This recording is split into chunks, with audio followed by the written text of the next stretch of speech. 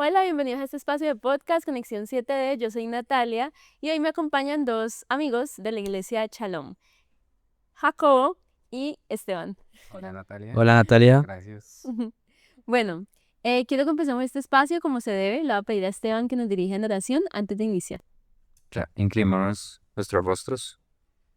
Amado Padre, glorioso Señor, te imploramos que tu presencia esté con nosotros, que esté con cada persona que nos vea, nos puedas dar tu Santo Espíritu para que ilumine nuestras mentes y al estudiar sobre la lección que tú nos has dejado esta semana, podamos aprender y crecer espiritualmente. Gracias, oh Padre Celestial. Amén. Amén. Amén. Bueno, Jacobo, ¿te gustaría contarle a nuestros amigos que nos están escuchando más o menos de qué trató la lección esta semana? Bueno, la lección en general se trató más que nada sobre el episodio que tiene Josué con el pueblo de Gabaón, que está registrado en Josué 9, donde básicamente los gaonitas deciden hacer un pacto con Josué, pero con la pequeña condición de que no vinieron como gaonitas, sino que vinieron como embajadores de un país muy lejano. Entonces como que la lección se centra mucho entre ese conflicto, si hicieron bien, hicieron mal, qué debieron hacer, qué no debieron hacer. Ujú. Bueno, entrando un poquito en contexto, vamos a ver que la semana pasada estuvimos estudiando todo lo que pasó en Jericó, la historia de Rahab, también profundizamos un poco en ese tema y justo esta semana quiero que nos detengamos un poco más en este marco histórico y vamos a ver que el relato bíblico nos cuenta que las naciones cananeas se unieron, todas se unieron porque vieron que, ¿cómo así que Israel destruyó Jericó? O sea, sí, o sea, nadie, o sea, no tenían fe que pasaran de Jericó porque es que tenían unas murallas impresionantes. Entonces, cuando se dan cuenta que ellos pasan Jericó, dicen, bueno, y ahorita vamos a unirnos porque no sé, como que no creo que podamos con esto solos. Se unen, pero Gabaón, a diferencia de las demás naciones cananeas que se unieron, ellos deciden crear su propia estrategia, como ya nos lo ha contado Jacobo. Entonces, ahora quiero que nos detengamos y quiero preguntarle a ustedes, ¿por qué creen que Gabaón se acercó con mentiras y no apeló a la misericordia de ese Dios del que tanto se estaba hablando? Muchísimas gracias, don Esteban. Bueno, yo creo que le faltó al pueblo de Gabón contexto. ¿Por qué digo esto? Básicamente, la imagen que tenían de Israel era, y del Dios de Israel era un Dios y un pueblo que arrasaban con lo que veían. Si bien ya habías hablado de Jericó, este no había sido el único ejemplo. También había ocurrido con la ciudad de Ai. Y mucho antes de cruzar el río Jordán ya habían destruido a varios reyes y varias ciudades. Entonces, Gabaón tenía esta imagen de un pueblo que arrasaba con todo y que era despiadado, que no dejaba títere con cabeza, como se dice. O sea, sin duda había como encontrar la manera de sobrevivir. Los otros pueblos no lo habían podido hacer de otra forma, ellos tuvieron un plan diferente y yo creo que precisamente esa capacidad que tiene el ser humano de exagerar las cosas había ido, me imagino que de persona en persona hasta que llegó a estos pueblos, quién sabe qué tanto se aumentó esos relatos de todas esas maravillas que Dios había hecho y yo creo que ellos dijeron, no hay otra manera en la que podamos sobrevivir a este pueblo. Mm, y saben que también es interesante porque cuando estudiaba la lección esta semana me daba cuenta de que Gabaón realmente le temía más que a Israel, al Dios de Israel. O sea, tenían temor de lo que ese Dios podía hacer. Así que si ellos hubieran podido tener un poquito más de contexto de quién era ese Dios, quizás se hubieran acercado de otra manera y la historia hubiera sido otra. Pero bueno, ya vamos a abordar un poco más ese tema. Quiero que por ahora estudiemos los hechos como tal y nos detengamos en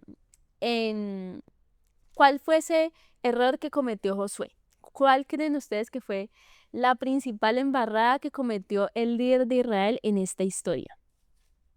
Pues ahí hay un asunto mucho como de autosuficiencia, ¿no? De a veces nosotros tomamos como las decisiones por nosotros mismos sin consultárselas a Dios. Precisamente Josué actuó siendo autosuficiente, digamos, de su propio criterio, de su propia capacidad, y no consultó primero a Dios y qué era lo que debía hacer. Y yo creo que, pues sin ir a juzgar mucho a nuestro personaje, nos pasa mucho a nosotros cuando creemos que lo que estamos haciendo es bueno, no consultamos a Dios. Cuando ayudamos a alguien en la calle, cuando hacemos ciertas labores, como que no, que yo le voy a preguntar a Dios si esto es lo que Dios me dijo que hiciera, el bien. Entonces allí él pues pecó en que pensaba que estaba haciendo algo bien y no consultó. Sí, yo creo que concuerdo bastante con vos, con vos, Esteban. Siento que eso de pasarse o saltarse ese paso de consultar a Dios antes que a los propios príncipes de Israel, porque ellos fueron los que dijeron, no, hagamos este pacto, igual son de una tierra lejana, no creo que habrá ningún problema.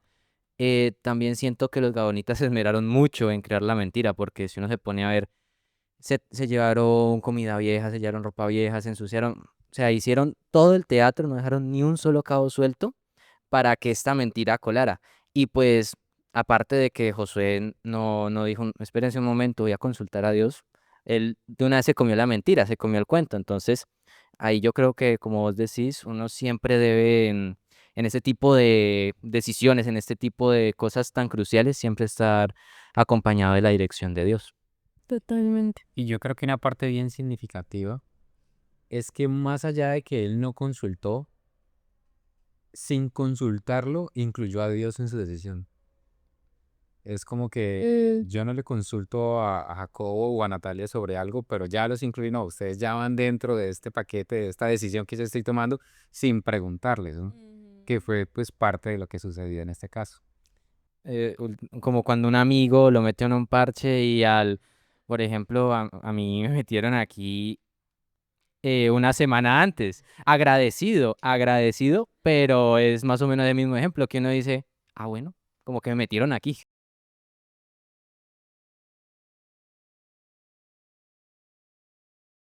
Mira que volviendo un poquito sobre Gabaón, me pareció muy interesante que fuera de cámara, Esteban decía que Gabaón fue muy estratégico porque no llegó de cualquier forma, ¿no? O sea, muy seguramente si se hubieran acercado a otra nación, hubieran llegado con otra estrategia, pero como conocían un poco el contexto de Israel y lo que habían escuchado, entonces llegan con esta estrategia de como conmover su corazón y apelar a esa, como a esa misericordia, digamos, de ese pueblo que había sido esclavo, que tenía todo un contexto. Encontraron, como decíamos, el fallo en el sistema, ¿no? Epa. Un punto débil donde podían convencer a Israel, precisamente porque también si habían escuchado las maravillas de Dios, también habían escuchado esa labor encomendada que Dios tenía en ellos hacia hacer el bien a otros. Ujú. Entonces aprovecharon como que esta es una debilidad que podemos usar y vamos a usarla. Ujú.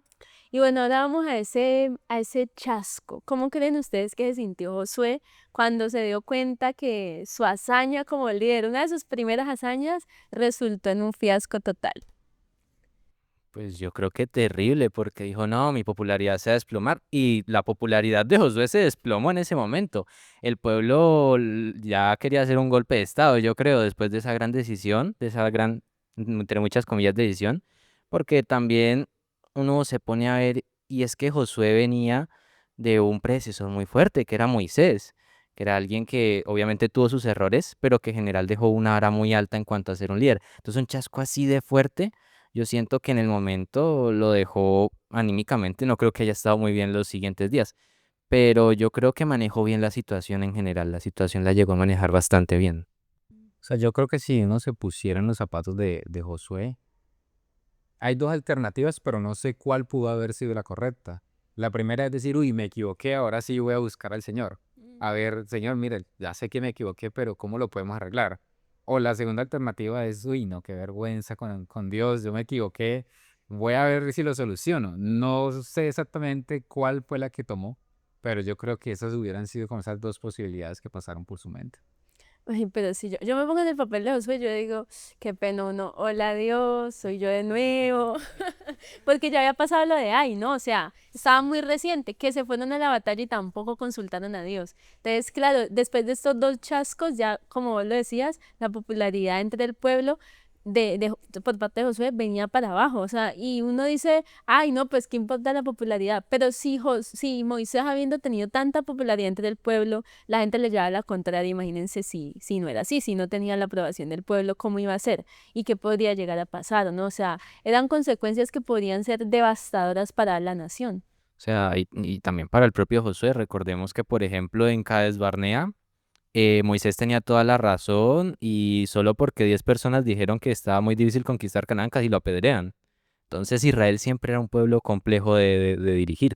Total. Sí, o sea, a pesar de que veían las maravillas de Dios, el poder de Dios, a la mínima oportunidad entraban en un proceso de anarquía, de rebelarse y de acabar con toda dirección. Entonces yo creo que la preocupación que debió sentir en ese momento y la angustia de que podía salirse todo de control, pues debió ser bastante fuerte. Bueno, ahora les quiero hacer una pregunta, así, siendo muy sinceros, Jacob y Esteban. Si ustedes con un amigo, con un familiar, no sé, hacen un juramento y así serio, o sea, así prácticamente que saliva en la mano y todo así súper serio. Y luego se dan cuenta que los engañaron y que todo fue basado en una mentira. ¿Ustedes revocarían ese juramento o se mantendrían firmes en su palabra? Yo lo revocaría, la verdad, porque me sentiría traicionado. Entonces diría, no, pues vos no cumpliste tu parte, yo tampoco voy a cumplir mi parte. Eso humanamente yo lo haría así. Sí, yo estoy de acuerdo. O sea, humanamente yo creo que no tenemos nada como inmovible. Creo que todo en la vida lo hemos manejado como reversible o como cancelable. Es complejo, porque pues de todas maneras casi no solemos tomar compromisos tan inmovibles, ¿no? Pero creo que no lo haría y precisamente la diferencia que tenemos nosotros a la que tuvo Israel en el contexto del que estamos hablando es que nosotros no solemos poner a Dios como garantía de las decisiones que tomamos. El punto de Josué y los príncipes es que pusieron a Dios como garantía intermedia de ese juramento. Entonces no era solo su palabra, sino que habían puesto a Dios, como lo mencionamos hace un momento, allí como garantía, como sello. Entonces ya ponían un peso bastante más complejo. Es que claro, es el problema de jurar en nombre de Dios. O sea, no es solamente como decís vos mi palabra, sino la propia palabra de Dios.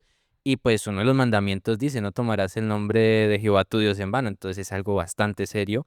Y pues ya cuando ya toca cumplir en ese preciso momento.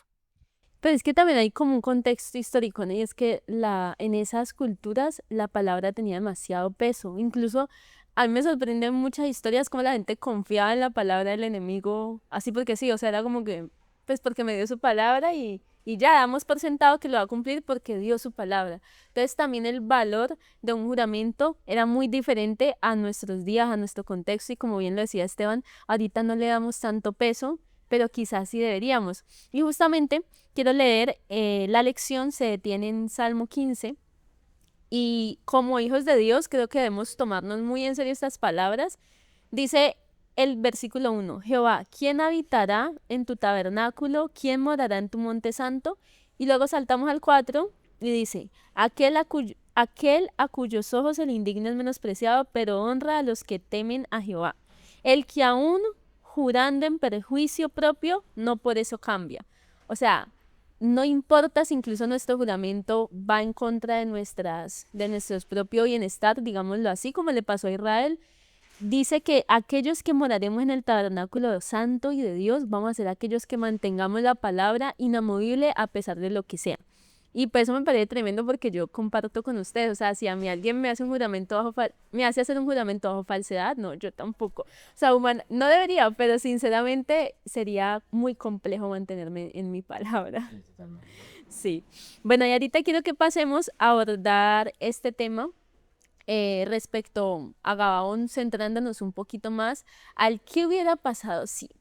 ¿Qué creen ustedes que hubiera pasado si Gabaón, bueno, si cuando Gabaón se acerca, Josué hubiera consultado inmediatamente a Dios a través del Urim y el Tumim? ¿Qué creen? Pues a ver, en este universo paralelo, yo creo que lo que hubiera pasado es que Dios primero le hubiera dicho, no son extranjeros, son los gabonitas. De una vez le pondría como, ve, te están engañando. Pero yo creo que por medio de la gracia de Dios y sabiendo el propio Dios que los gabonitas temían a Dios, diría, ok, te están intentando engañar, pero intente negociar renuncien a sus dioses, renuncien a todo ese paganismo y ya ahí quizá les perdonamos la vida. Yo creo que accedería a esa negociación, pero tampoco diría, no, sí, sí, son extranjeros, porque pues le estaría mintiendo a Josué y Dios no puede mentir. Entonces haría como ese pequeño cambio de hoy, oye, te están engañando, pero igual esta no es tan mala gente, entonces intentemos negociar. Está complicado. Sí. Está complicado porque O sea, allí hay como cosas que se sobreponen legalmente, por así decirlo, ¿no? Eh, pues mencionar el tema de las leyes, ¿no? Entonces, cuando hay, por ejemplo, una situación de tránsito, ¿qué pesa más? ¿El código de tránsito o la constitución política? La constitución. La constitución política. Entonces, para Israel había una cosa muy clara, que no podían hacer acuerdos, ni juramentos, ni tratos con estas naciones paganas, y que Dios había determinado que precisamente por ser naciones paganas, debían ser destruidas y eliminadas de la faz de la tierra. Pero tenemos también algo, pues que si lo comparáramos con la Constitución, pues sería la gracia inmutable de Dios y su amor. Entonces ahí como que sobrepesar una cosa sobre otra está compleja porque ambas pues tienen cierto nivel de autoridad de lo que debía pasar. Pero sin duda yo creo que también me inclino a que la gracia de Dios y su carácter, su naturaleza, pues hubiera tenido compasión de ellos porque precisamente yo creo que podían ser hasta más temerosos que el mismo Israel Ujú. porque era tanto su temor de este Dios, de este Jehová, el que habían escuchado, que no querían enfrentarlo bajo ningún costo y prefirieron más bien hacer este engaño. Es que yo siento que el ejemplo de Rahab es un ejemplo muy importante porque ella también era pagana, era de Jericó, era de una ciudad que sacrificaba niños, pero ella también tuvo temor de Dios y renunció a su idolatría y hasta incluso hace parte de la genealogía de Jesús. Entonces yo creo que ese es un ejemplo de que nos dice que si hubiera pasado este contexto que estamos hablando, Dios hubiera aceptado a los gabaonitas al instante, hubiera aceptado como esa rendición y no los hubiera exterminado. Total. Había un propósito de Dios y era que todo el que quisiera habitar voluntariamente entre el pueblo de Israel, pues debía ser merecedor del trato igualitario y de la misma gracia que recibía un israelita. Y finalmente, si lo transponemos, era el propósito que habían hacia todas las naciones por medio de Israel y el que tenemos hoy en día nosotros con las demás naciones, con nuestros semejantes día a día en la calle, en el trabajo, en la escuela, es esa precisamente, de que podamos transmitir esa gracia de Dios hacia estas personas, no un mensaje de condenación y de castigo. Y sabes que es muy interesante también pensar en el hecho de que nuestra, pues digamos humanamente es muy fácil pensar, bueno, si le temían a Dios porque les daba temor el Dios de Israel, ¿por qué no acercarse de otra forma? Pero me causó mucha intriga, mucho interés lo que dice el comentario bíblico en esta historia y es que nuestra percepción de Dios va a determinar de manera fundamental cómo nos acercamos a Él. Entonces, si bien ellos tenían mucho temor de Él, muchas veces nosotros también, por más que hayamos, no sé si ustedes crecieron en la iglesia también, ¿cierto? En el mensaje, desde la cuna, muchas veces incluso cuando uno crece en la iglesia, crece desde la cuna, conociendo los principios, su percepción de Dios está muy distorsionada. Y lo digo por experiencia propia, o sea, suena muy tarde, pero en el 2020 creo que fue ese año clave en el que yo logré desdibujar una imagen muy distorsionada de la gracia y de la misericordia de Dios que tenía a causa de enseñanzas que tuve que desaprender, lamentablemente. Entonces, fue este año para mí, fue clave para entender realmente cómo debía acercarme a Dios y eso jugó un papel fundamental en la transformación de mi carácter y también, por supuesto, en, en aceptar esa gracia que Dios me estaba ofreciendo. Entonces, vamos a trasladarnos nuevamente a Gabaón. Ellos no tenían una percepción clara de quién era Dios, entonces si bien no se justifica, sí podemos comprender por qué se acercan con mentiras, pero no los exime de las consecuencias, ¿no? Claro, obviamente, porque Gabaón no salió limpia de eso, ellos terminaron siendo siervos del propio Israel. Y obviamente en el futuro Israel hasta se vio beneficiado de esto porque, adelantándome un poco a lo que pasa con Josué, en las próximas guerras que tuvo con los reyes de Israel, los gaonitas estuvieron al lado de Josué. Entonces se puede decir que al final benefició a Israel este problema porque también hay algo muy importante en el método de Dios, en los planes de Dios, que es que no importa lo que pase, los errores que haga el ser humano, el propósito de Dios se mantiene. Entonces siempre se llega a ese propósito, como por ejemplo estábamos hablando, si no estaba mal, de lo de la historia de Jacob y su padre Isaac. Jacob engaña a Isaac, pero a pesar de todos esos problemas, al final Dios cumplió su promesa e hizo de Jacob una gran nación. A pesar de todos los problemas, de todos los errores que tuvo Jacob, todos los problemas que tuvo con Labán, el destierro, todas esas cosas, lo importante es que Dios cumplió su promesa de que llegó a ser la nación de Israel una de las más importantes de su momento. Sí, yo creo que, o sea, ahí está el aspecto de tener cuidado con el concepto de Dios que hemos aprendido en primer lugar, como lo mencionabas, y en segundo lugar, el que estamos transmitiendo a otros. Entonces, pues quienes estamos dentro de la iglesia, pues pueden ser a los más pequeños, a los más jóvenes, pero también es hacia afuera qué concepto estamos dando de Dios. Entonces, muchas veces ocurre que como creyentes, como pueblo cristiano, damos un concepto equivocado con quienes nos relacionamos de un Dios castigador, de un Dios que se enoja, en lugar de que demos, que se transmitamos ese concepto de que Dios es amor, de que lo que decía Jacobo, de que a pesar de nuestras equivocaciones, la gracia de Dios continúa vigente. Y ese concepto va a afectar mucho, como tú lo mencionaste, cómo nosotros o cómo las personas van a buscar y se van a acercar a Dios.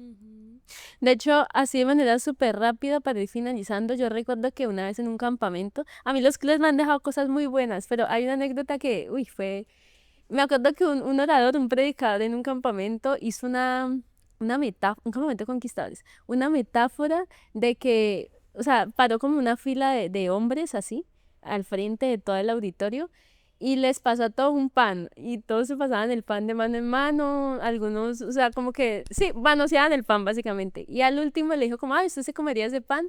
Y él decía, no, obviamente no. Entonces, como que era la enseñanza supuestamente era en el marco de la pureza sexual y de que una mujer que pasaba de mano en mano, como que al final pues nadie le iba a querer porque quedaba como sucia, o sea, entonces yo me acuerdo que yo tenía como 10 11 años y yo me quedé, o sea, más allá del tema en el que se estaba dando, o sea, en mi mente de niña fue como, bueno, o sea, que si yo cometo un pecado de cualquier tipo, pues como que, pues no, o sea, ante los ojos de Dios ya, o sea, despreciable, no hay marcha atrás, o sea, ya no importa si me arrepiento, ya quedo manchada.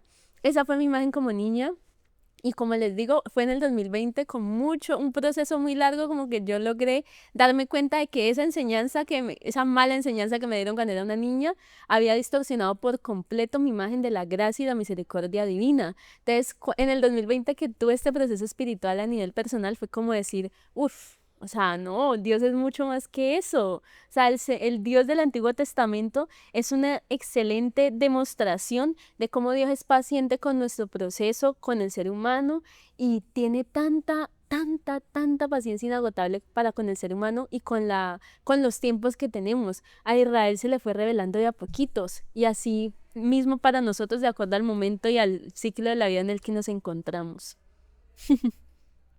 Bueno, yo quiero finalizar con este mensaje. Quiero darles las gracias a ustedes por acompañarnos, a ustedes por acompañarnos también en este video. Decirles que esperamos que se sigan conectando a esto que se llama Conexión 7D.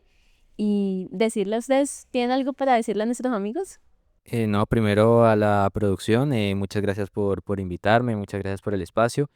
Y a los oyentes, yo creo que un mensaje muy simple, sigan a Dios y sus preceptos, porque Él es el creador de todo y Él los consejos y las leyes que da es por algo, porque Él sabe que siempre la verdad es mejor que la mentira, la verdad es mejor que el engaño, entonces por algo Él lo dice. Ujú. No, gracias a todos. Ha sido un privilegio poder acompañarles. Gracias a Natalia, a Nuevo Amanecer. Y sin duda, pues a todos los que nos ven, que la gracia y el amor de Dios siempre puede cubrir cualquier situación y nos puede sacar de cualquier circunstancia porque es un amor infinito y una gracia que cubre todo. Así es. Muchas gracias, chicos. Gracias a ustedes. Suscríbanse, denle me gusta a este video y dejen sus comentarios aquí abajo. Que el Señor te bendiga.